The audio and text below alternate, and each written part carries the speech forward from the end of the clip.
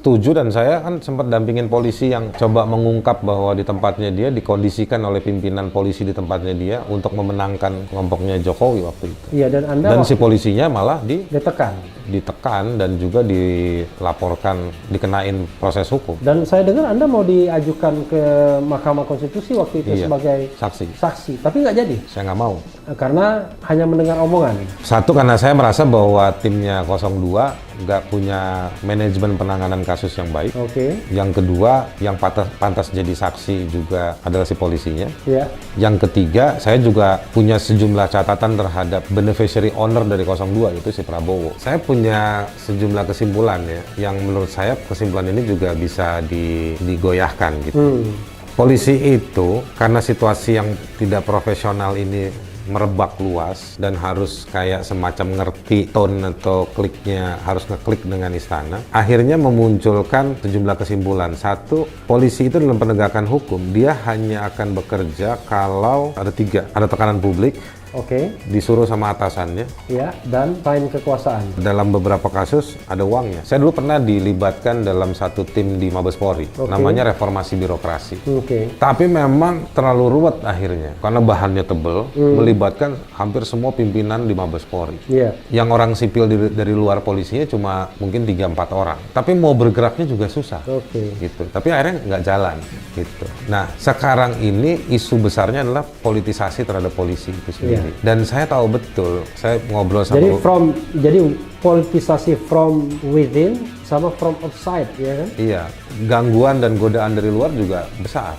Karena polisi megang senjata, megang kewenangan. Iya, yang paling penting adalah dia bisa menyatakan orang menjadi tersangka atau tidak, kan? Iya. Gitu. Nah, itu tadi yang kewenangan tadi berlebihan. Misalnya kalau di luar negeri itu kan ketika orang ditetapkan oleh polisi melakukan tindak pidana, kalau di luar negeri kan harus dibawa ke pengadilan. Diuji, hakim nanya mana buktinya. Nanti hakim memutuskan ditahan atau enggak. Nah, polisi hari ini di sini menikmati kewenangan hakim itu yang ada di dia. Menurut saya, leadership dari orang nomor 1 di Republik ini. Ya kalau itu nggak usah dibahas lah, itu udah banyak bukunya udah kan. Lalu leadership dari si Polri sendiri. Kapolri. Jadi harus menemukan sosok seseorang yang memang punya pemahaman yang baik. Satu, yang kedua punya pengalaman. Yang ketiga justru yang sebetulnya punya catatan tidak berpihak atau main pada kelompok-kelompok tertentu.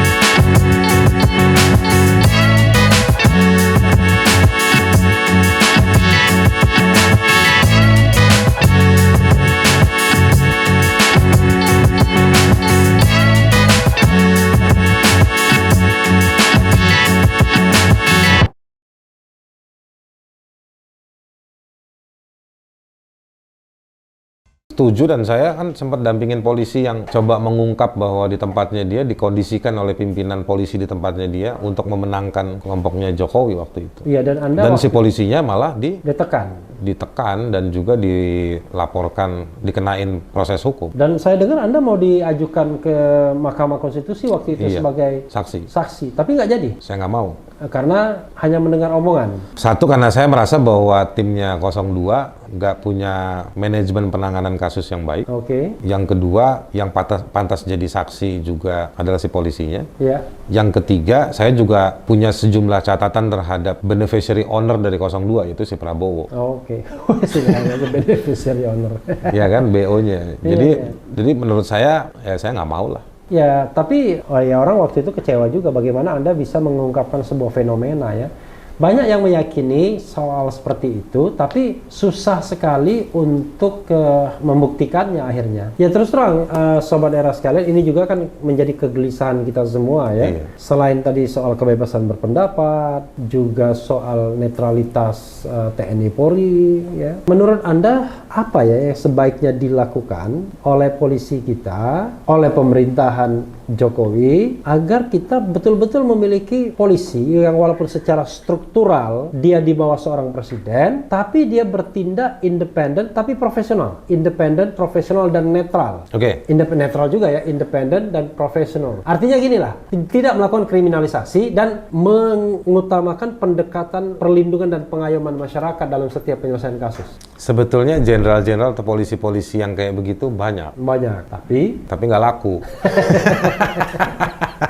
Polisi itu banyak kok yang bagus. Yeah. Jenderal-jenderal itu juga saya tahu beberapa. Ya, kita bicara sebuah fenomena ya. Kita tidak bicara mengenai sebuah apa ya? Gini, Bung. Kadang-kadang masyarakat termasuk institusi itu nggak terlalu paham juga bahwa ketika kita mengkritik DPR, mengkritik Polri, mengkritik istana, itu adalah bagian dari hak masyarakat untuk banyak polisi juga yang servis yang baik kan begitu. Nggak setuju sama kita. Ya. Tapi begini, saya punya sejumlah kesimpulan ya, yang menurut saya kesimpulan ini juga bisa digoyahkan gitu.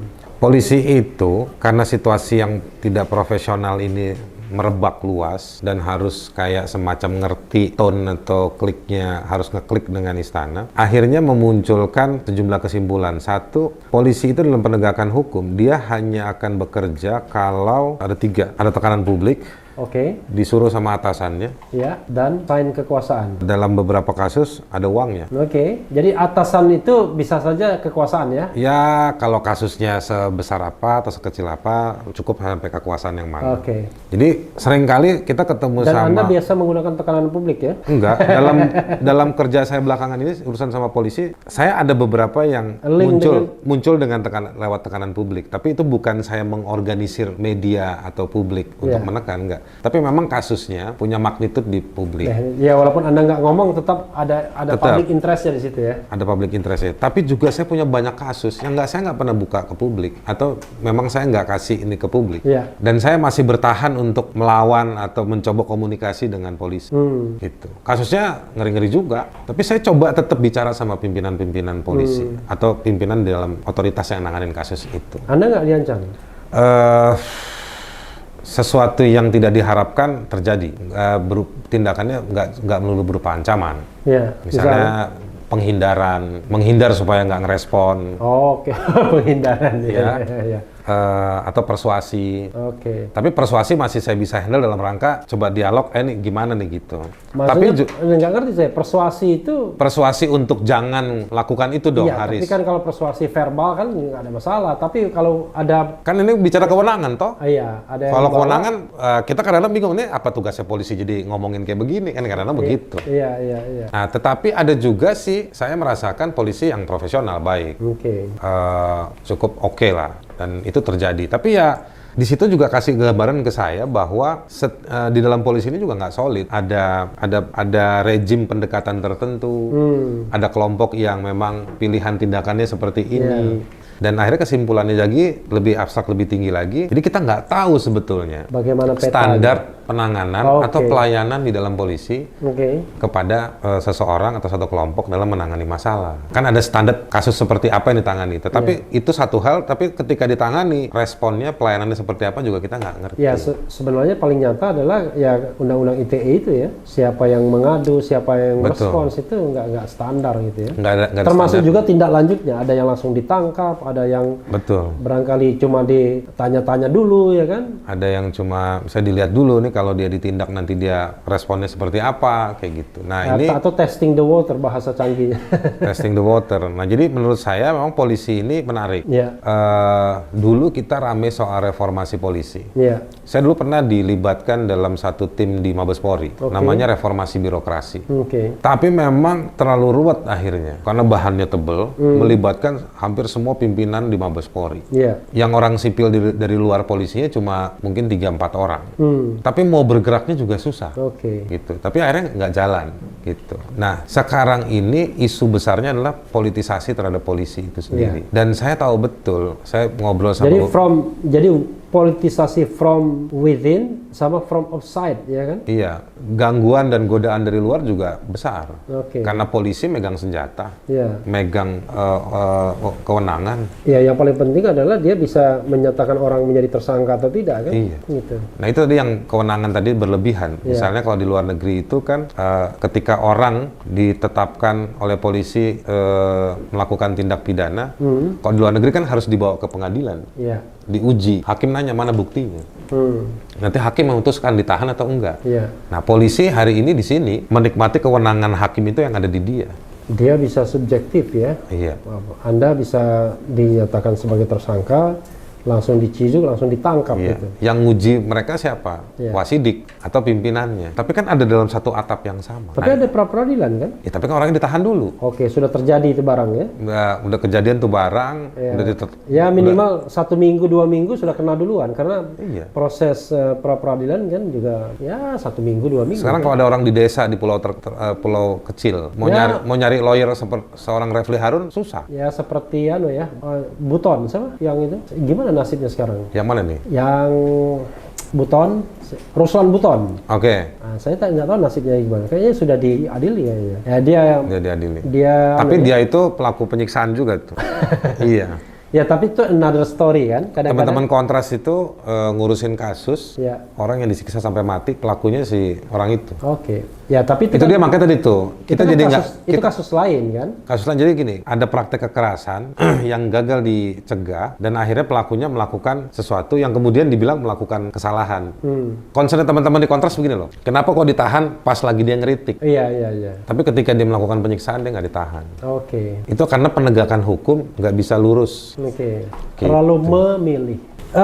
Tadi belum dijawab apa Apa yang itu? dilakukan oleh polisi Oke. ini agar dia tadi tetap profesional, ya kan? Dan independen. Tetap netral dan profesional. Karena kan kita nggak bisa mengubah struktur ketatanegaraan. Mungkin kemarin diubahnya dengan endorsement. Kalau ya. saya saranin, pendapat saya kalau mau cepet ya dan penting dari harus tadi saya ada belum minum lah. Minum. Ayo. Saya tuan rumah. Menurut saya Iya. leadership. Nah, Gitu. leadership dari orang nomor 1 di Republik ini. Ya kalau itu nggak usah dibahas lah, itu udah Banyak. banyak bukunya udah kan. Ya, lalu leadership dari si Polri sendiri. Kapolri. Kapolri. Jadi harus menemukan sosok seseorang Iya. yang memang punya pemahaman yang baik. Satu, yang kedua punya pengalaman. Yang ketiga justru yang sebetulnya punya catatan tidak berpihak atau main pada kelompok-kelompok tertentu.